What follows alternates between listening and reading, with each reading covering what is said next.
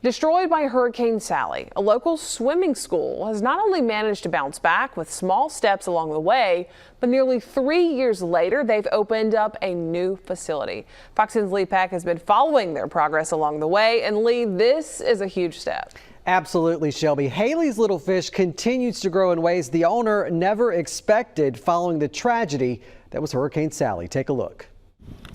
It's a recovery story 3 years in the making. Haley's Little Fish Swimming School now has a new home in Daphne. It's here, and I'm so excited because I never knew I could do this.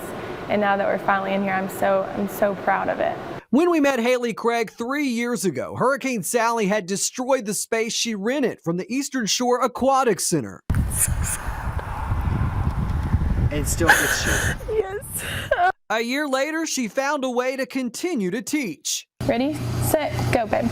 Putting an above-ground pool in a rented storage facility. They can either watch from inside the building, or we like to tell them just to watch from out here. And nearly 3 years later, she not only purchased land, but built this brand new facility. Our swimming pool, it's 40 by 30, which is much bigger than our old pool, our above ground, and it's saltwater, which we love.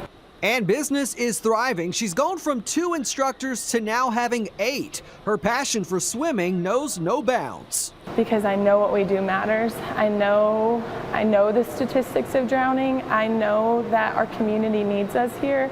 And I'm glad I didn't give up, because I think about like what would these kids do without our help? That's scary to me, and to think of not being able to provide that for them wasn't an option for me.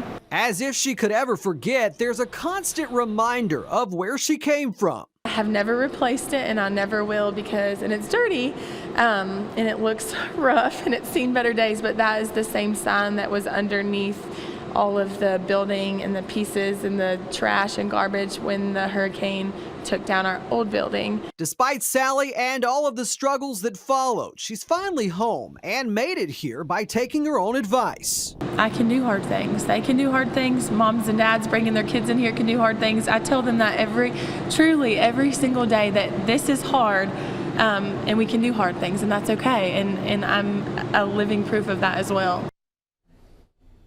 Haley also has plans to eventually expand and plans to add water aerobics to the current curriculum, so still a lot to come there. Live in studio tonight, Lee Peck, Fox 10 News.